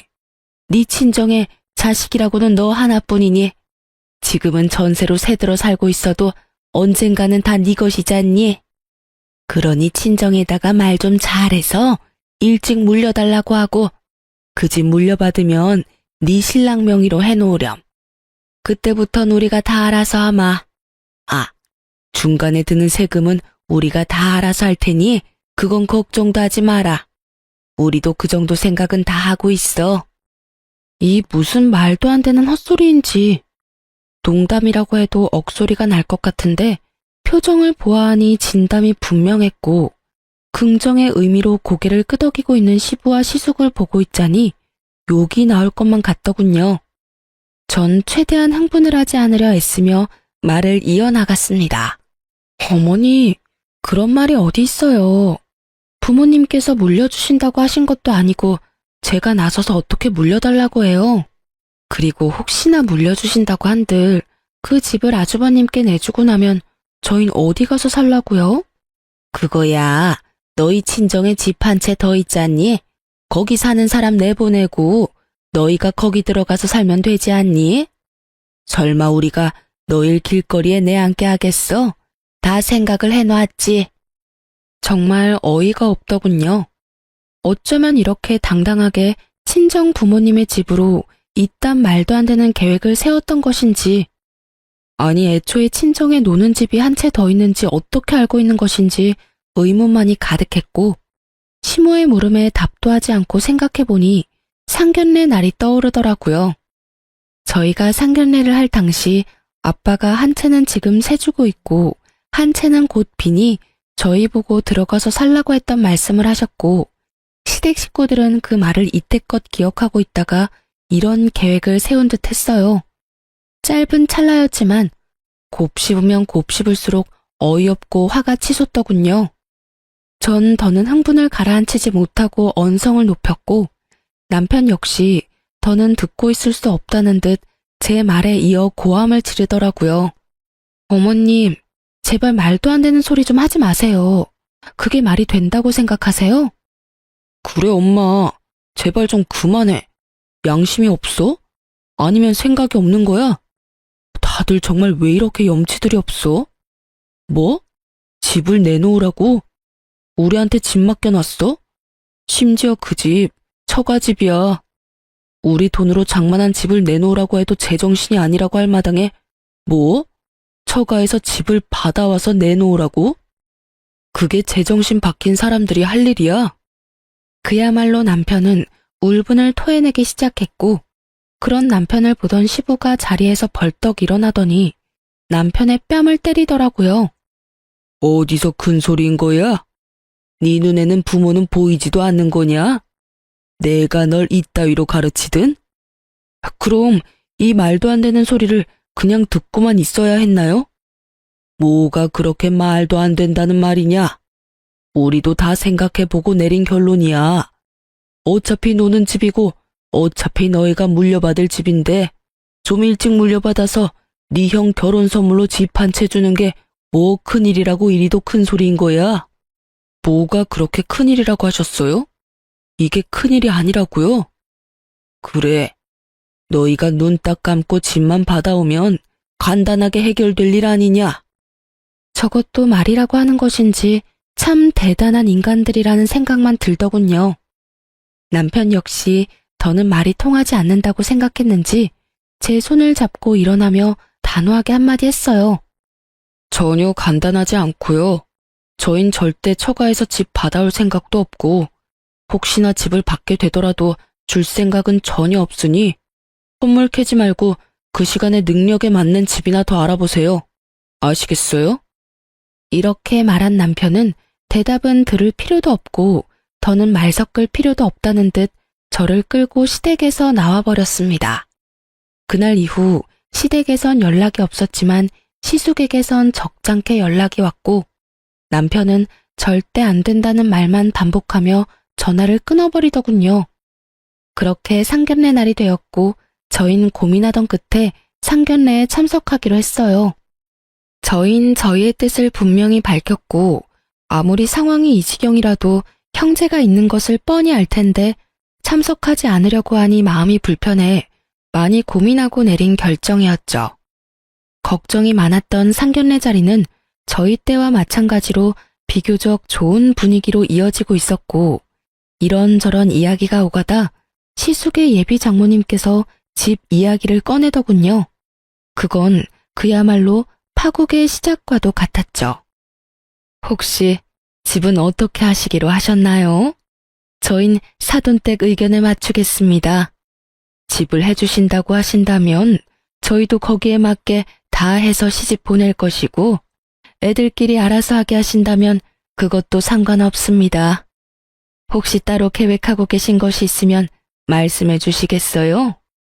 들어보니 반반 결혼도 전혀 상관이 없다는 말이었고, 여러 가지 생각이 스치더군요. 굳이 시숙이 집을 마련해야만 하는 상황도 아니었는데 그 무리한 요구를 했던 시댁 식구들이 어이없기도 하면서, 또 한편으로는 반반 결혼도 환영해 주신다고 하니 다행스럽기도 하더라고요. 이젠 그 말도 안 되는 요구를 하는 일은 없겠다 싶어서요. 하지만 그런 제 기대와는 달리 시모의 입에선 예상치 못한 경악스러운 말이 흘러나오고 있더군요. 아유, 애들끼리 알아서 한다니요. 요즘 아무리 세상이 변했다고 해도 집은 남자가 해가야죠. 마침 괜찮은 아파트가 있어서 사려고 하고 있어요. 아, 그러세요? 그러면 거기에 맞춰서 혼수 준비하도록 할게요. 대략 몇 평쯤 되나요? 32평이에요. 층은 20층인데 전망도 좋고 주변 상가도 많이 들어와 있어서 생활하는데 불편함이 없을 거예요. 아, 신축은 아닌데 관리가 잘 돼서 아주 괜찮다고 하더라고요. 거기에다가 교통편도 아주 좋고요. 그래요? 무엇보다 교통편 좋다는 게 참 좋네요. 그렇죠? 마음에 드신다니 다행이네요. 조만간 살던 사람들이 나갈 예정이니까 정리되는 대로 같이 보러 가시죠. 그래도 집은 한번 보셔야 하지 않겠어요? 빠른 시일 내에 연락 한번 드릴게요. 이렇게 말하면서 저를 쳐다보며 미소 짓는데 딱 알겠더라고요. 20층 32평? 인프라 형성이 잘 된 신축은 아니지만 관리가 잘 된 아파트. 그곳은 바로 저희 집이라는 사실을요. 그래요. 시모는 뻔뻔하게도 준다고 한 적도 없는 저희 집을 얼굴색 하나 변하지 않고 마련할 수 있다고 말하고 있었고, 그 머릿속은 뻔했어요. 아마 모르긴 몰라도 상견례 자리에서 공포하듯 말하면 저희가 어쩔 수 없이 집을 내놓을 거라 생각했겠죠. 그 얼마나 어이없고 멍청하기 짝이 없는 생각인 줄도 모르고요. 아니, 친정 부모님 집이 제 집도 아니고 저희가 마련한 저희 명의의 집도 아닌데 어쩌면 그런 생각을 할 수가 있는지 참 황당하더라고요. 신보도 참 날강도 신보보다 더하면 더했지 모자라진 않아 보이더군요. 시댁에서와 마찬가지로 시부 시숙의 표정은 평온하기 그지없음으로써 이 말도 안 되는 생각과 같다는 뜻을 표하고 있었고, 저와 남편의 표정은 점점 굳어져 가고 있었어요. 전 상견례 자리고 나발이고 더는 참을 수가 없었고, 시모에게 마지막으로 확인하기로 했어요. 어머님, 혹시 지금 마련할 수 있다는 아파트가 저희가 살고 있는 집인가요? 나가야 하는 세입자는 저희고요. 맞나요? 그래, 그때 다 이야기되지 않았니? 우린 충분히 다 설명했다고 생각하는데 할 말 있거든 집에 가서 이야기하자꾸나. 오늘이 어떤 날인지 모르니? 일단 상견례 자리부터 마무리하고 그때 이야기해. 알겠니? 당황하는 기색 하나 없이 뻔뻔하기 그지없는 얼굴로 딱 이렇게 말하는데 정말 헛웃음이 나며 눈앞이 캄캄해질 만큼 감당할 수 없는 화가 오르는 느낌을 받았어요. 떠오르는 많은 말들이 뇌를 거치지 않고 입으로 나오려는 순간 지나치게 차분한 남편의 목소리가 들려오더라고요. 말씀 중에 죄송한데 제가 중요하게 꼭 드리고 싶은 말이 있네요, 사돈 어르신. 지금 저희 쪽에서 말하고 있는 그 아파트는 아마 마련하지 못할 겁니다. 그 집은 저희가 살고 있는 집인데 저희가 내어줄 생각이 전혀 없거든요. 아니, 내어드릴 수가 없다는 말이 더 맞겠네요. 그 아파트 저희 처가에서 저희가 좀 더 편안하게 결혼 생활하라고 저희에게 세주신 집입니다. 그런 집을 저희 부모님께서 며칠 전부터 계속 내놓으라고 생떼 아닌 생떼를 부리시네요. 남편의 말에 사돈댁에게선 아무 말 없이 표정이 굳어버렸고 그런 상황을 살피던 시모는 노발대발하며 남편을 핀잔하고 나서더군요. 아닙니다, 사돈. 다 오해예요. 넌 왜 그런 말을 하는 거야? 그리고 생떼? 그게 부모한테 할 말이야? 그럼 이걸 보고 생떼라고 그러지 달리 뭐라고 할 수 있겠어? 분명 안 된다고 했지. 처가에 집을 맡겨놓은 것도 아니고 형이 장가가는데 왜 우리가 처가댁에서 집을 받아와야 해? 그것도 주신다고 한 적도 없는 집을 말이야. 그런 걸 보고 날강도 심보라고 하는 거야, 엄마. 어때요, 사돈 어르신들? 제 말이 틀렸습니까? 저희 부모님께서 처가에 가서 집을 받아오라고 하더군요. 그것도 두 채나요.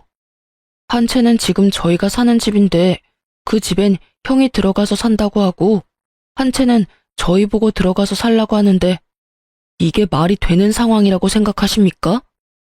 너 정말 그만하지 못해? 이 자리가 무슨 자리인지 잊었어? 네 형 결혼 망치려고 작정했니 너? 결혼 망치려고 작정한 사람은 내가 아니라 식구들이지. 어떻게 하나같이 그런 생각들을 해? 누구 하나 말리는 사람이 없냐고. 그때도 분명하게 말했는데 못 알아들을 것 같으니까 다시 한번 말해줄게. 우린 절대로 처가에 집 달라고 할 생각도 우리가 사는 집 내줄 생각도 없으니까 쓸데없는 꿈 꾸지 마. 알겠어?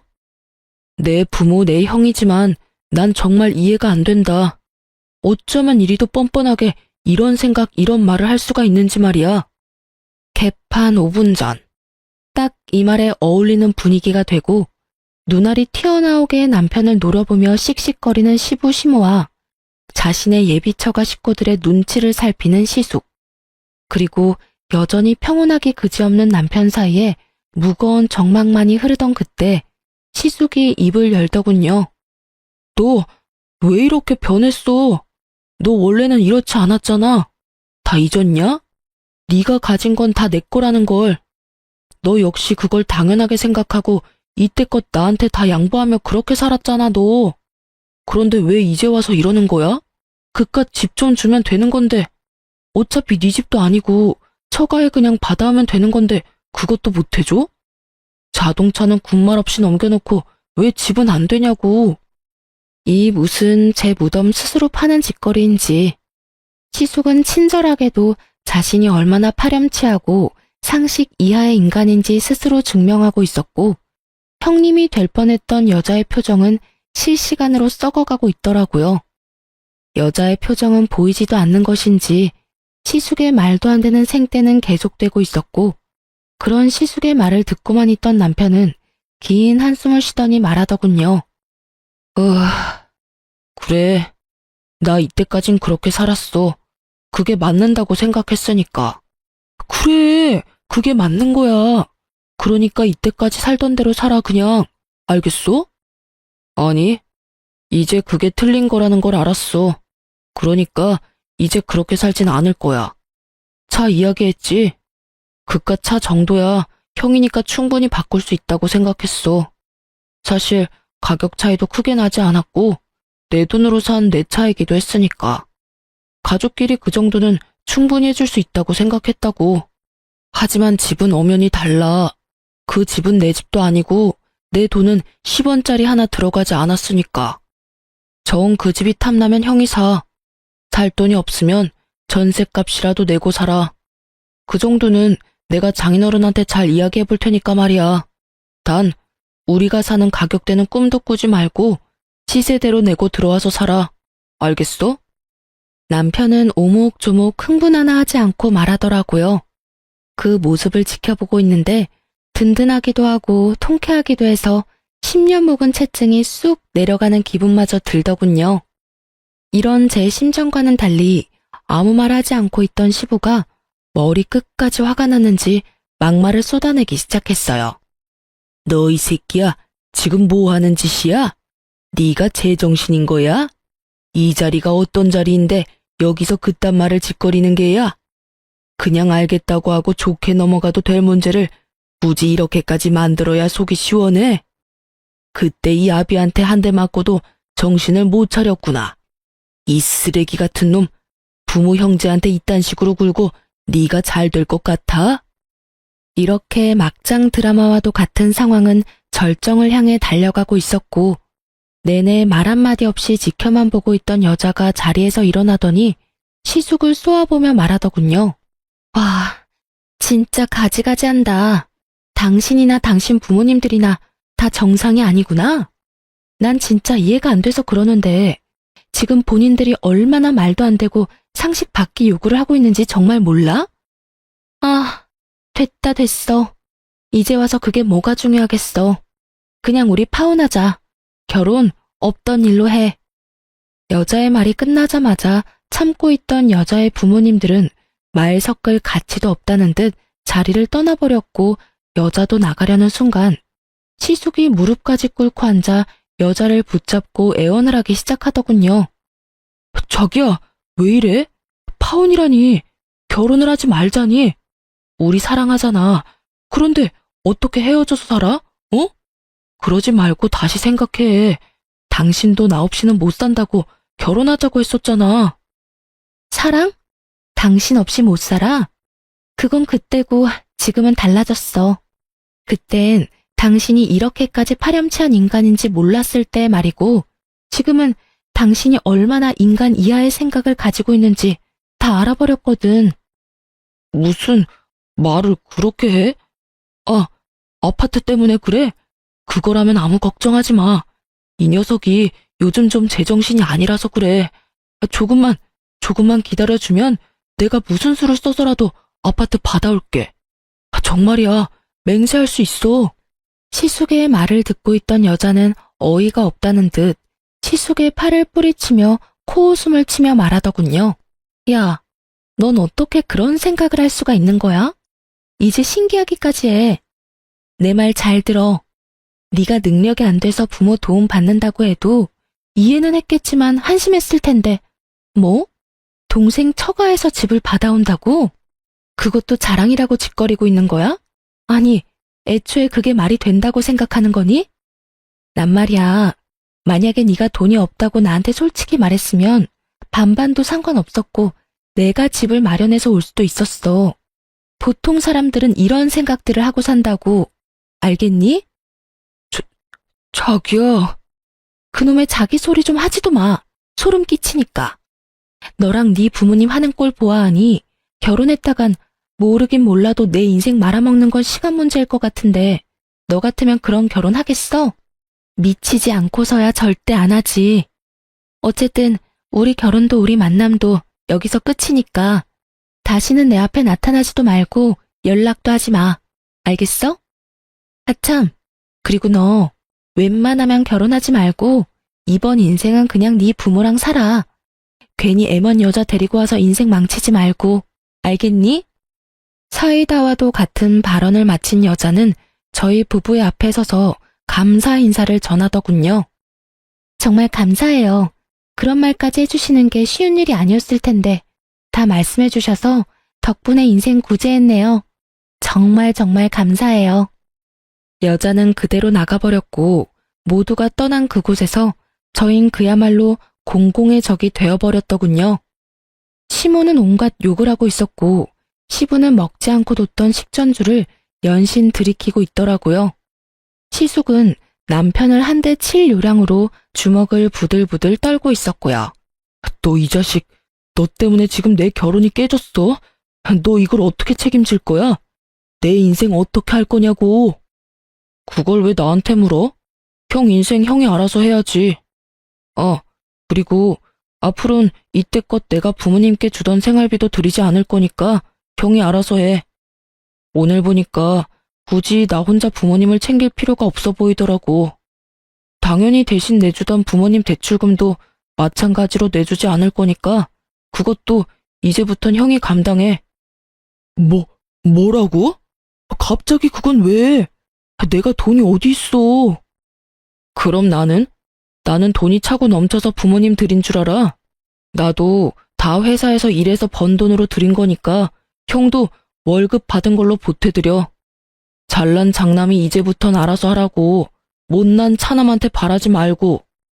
그리고 형이 이때까지 빌린 돈도 다 갚아. 이때까지 나한테 돈 빌릴 때마다 온 메시지도 다 보관하고 있고 입출금 내역도 고스란히 다 남아있으니까 한 푼도 빼지 말고 다 갚아. 혹시나 해서 말인데 안 갚으면 아무리 가족이라도 경찰에 신고할 테니까 그런 줄 알고. 그럼 우린 이만 가볼게. 더 있다가 귀가 썩을 것만 같아서 말이야. 그렇게 저흰 돌아와 버렸고 시댁에서 오는 모든 연락을 받지 않았어요.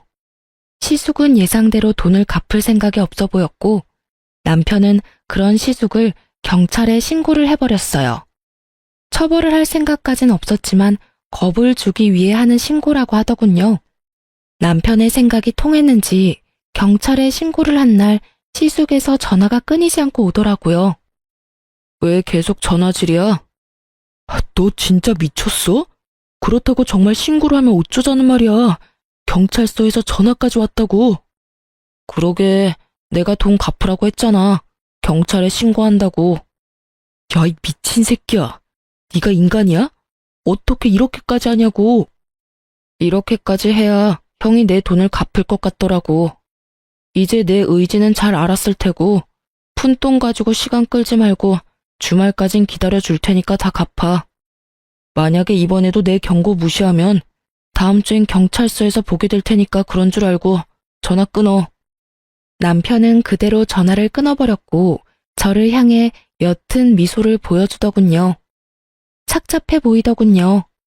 하지만 그 착잡함도 잠시 소식을 전해 들은 시부모가 집으로 찾아왔고 문을 열어주지 않으니 동네가 떠나가라 소리를 지르고 문을 두드리더군요. 그런 자신의 부모의 모습에 오만 정이 떨어진 듯 남편은 아무 말이 없었고요.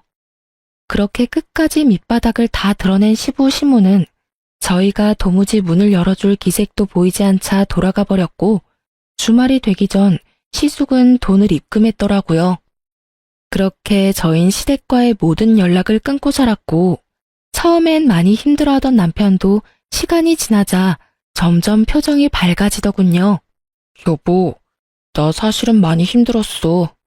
그래도 부모님이고 가족인데 이건 너무하나 싶기도 했고 말이야. 그런데 지금 생각해보니까 왜 진작 그러지 않았나 싶을 정도로 홀가분하고 행복해. 내가 진작 이런 결단을 내렸어야 했는데. 그랬다면 당신이 그런 일을 겪지 않아도 됐을 텐데. 미안해. 당신이 미안할 게 뭐 있어. 난 당신이 그런 결정을 내려준 것만 해도 고맙고 미안하고 그래. 그나저나 당신 집에선 더는 연락 없어? 응, 요즘엔 조용하네. 그거 참 다행이라고 하려는 순간 양반은 못 되는지 시모에게서 전화가 오더군요. 한동안 뜸했던 시모에게서 온 연락이라 남편은 잠시 고민을 하다 전화를 받았고 시댁은 그야말로 파탄이 나 있더군요. 무슨 일이야? 이제 다신 연락하는 일 없는 줄 알았는데. 아들, 엄마 아빠 좀 살려줘. 우리가 다 잘못했어. 왜 나한테 그런 말을 해? 그 잘난 장남은 어떻게 하시고? 그게 그놈 집 나갔어. 글쎄 네가 보태주던 돈을 다 자기가 내야 한다고 생각하니까 그게 아까웠는지 갑자기 독립을 한다고 하면서 짐을 싸서 나가버렸지 뭐야. 그리곤 연락조차 안 된다. 그래서? 그래서라니? 너도 알다시피 우리한테 돈이 어디 있어? 이 집 마련하느라 그나마 있던 돈도 다 쓰고 집 대출금만 남은 거 너도 알잖니? 이제 와서 일을 할 수도 없는 노릇이고. 그래서 하는 말인데 예전처럼 돈 좀 도와주면 안 되겠니? 앞으론 다른 건 바라지도 않으마. 그저 네 부모 생활만 할 수 있게 좀 도와주렴. 엄마, 잘 들어. 앞으로 나 우리 식구들이랑 영 끊고 살 거야. 자식으로서의 도리는 충분히 했다고 생각하고 있지만 상황이 이러니 형한테 돌려받은 돈 엄마 줄 테니까 급한 불부터 꺼. 그게 내가 엄마한테 마지막으로 해주는 도리니까 그런 줄 알고. 앞으로 연락도 하지 말고 찾아오지도 마. 너 정말 대단한 놈이구나. 어떻게 부모한테 이렇게까지 해? 내가 널 어떻게 키웠는데, 이 나쁜 놈아. 이게 다 그년 때문이지? 네 마누라가 다 시켰지? 넌 그년이랑 결혼하기 전까진 이러지 않았어. 않았다고. 넌 부모보다 여자가 더 중요하니? 그딴 년이랑 당장 이혼해라. 당장 이혼하란 말이야. 시모의 절규 섞인 고함이 들려오고 남편은 아무런 대꾸도 하지 않고 전화를 끊어버리고선 시댁 식구들의 번호를 다 차단해버리더군요. 저 역시 다 차단해버렸고요. 그렇게 저흰 시댁과의 연을 끊어버렸고 시댁 소식은 평소 남편을 많이 아껴주시던 작은 어머님을 통해 듣게 되었어요. 잘 지내니? 네, 작은 엄마. 잘 지내시죠? 그런데 무슨 일로 전화를 다 주셨어요? 이야기 다 들었어. 가족들이랑 연 끊었다며? 네, 어쩌다 보니 그렇게 됐어요. 그래. 너처럼 바보같이 순하던 애가 그렇게까지 한 데에는 다 이유가 있겠지. 다들 잘 지내시죠? 잘 지낸다고? 잘 지내기보단 드디어 정신 차리고 살고 있지. 너하고 연락도 끊기고 돈 나올 구멍이 없으니까 글쎄 네 부모들이 네 형 회사에 찾아갔다고 하더구나. 회사 앞에서 자리 퍼질고 앉아서 울고불고 하니까 사람들 몰려서 구경하고 난리였나 봐. 그 사람 많은 회사 앞에서 네 형이랑 네 부모랑 큰 실랑이가 일어나고 네 형이 결국 네 부모님들을 내팽개치다시피 하고 도망쳤다고 하더구나. 그러니 어떻게 됐겠어? 입 달린 것들은 다 한마디씩 하고 부모 버린 자식이라고 회사에 소문이 파다하게 다 퍼졌을 거야. 네 부모님들은 처음엔 나한테 전화가 와서 두 아들 다 나쁜 놈이라고 하면서 하소연을 하더니 돈 좀 빌려달라지 뭐니. 나라고 뭐 돈이 있겠니? 아니, 있다고 해도 안 빌려주지. 그래서 없다고 했더니 그 자랑자랑하던 집 팔고 작은 집으로 이사했다고 하더라. 그 덕에 빚은 대충 다 갚은 것 같던데 생활비가 없으니 조일거리라도 하면서 근근히 생활하고 있나 봐. 그러니 이제라도 정신 제대로 차린 거 아니겠어? 어휴, 제가 참 뭐라고 해야 할지 모르겠네요. 저 역시 부모 버린 건 마찬가지니까요. 그런 말 하지 마라. 내가 말했지? 너 같은 애가 그렇게까지 했을 땐 다 그만한 이유가 있을 거라고. 내가 처음 시집 왔을 때 네가 3살이었어. 넌 그때부터 몇 분 일찍 태어난 형도 형이라고 얼마나 눈치를 살피던지. 그 어린 게 뭘 안다고 그렇게 했겠어? 다 네 부모가 그렇게 강요하면서 키웠으니까 그랬지. 난 네가 이렇게 해주길 내심 바랬단다. 그러니 그런 죄책감은 가지지 말려무나.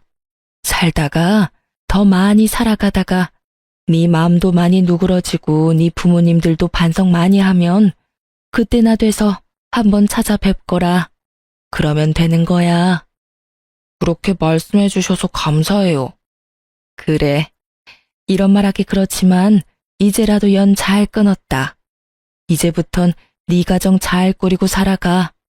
이제 네 가족은 네 집사람이니까 행복하게 해주렴. 네, 작은 어머니.